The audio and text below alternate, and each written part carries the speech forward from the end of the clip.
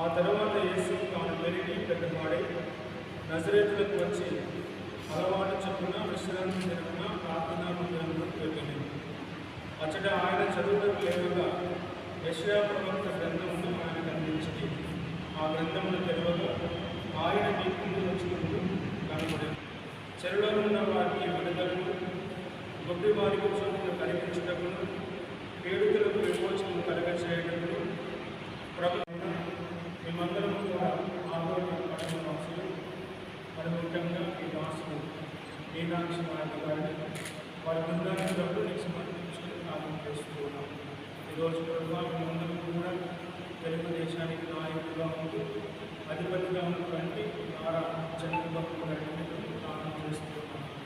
తాను అన్యాయంగా మరి విడుదల చేసి ఈ దేశానికి ముఖ్యంగా ఆంధ్ర ప్రాంతానికి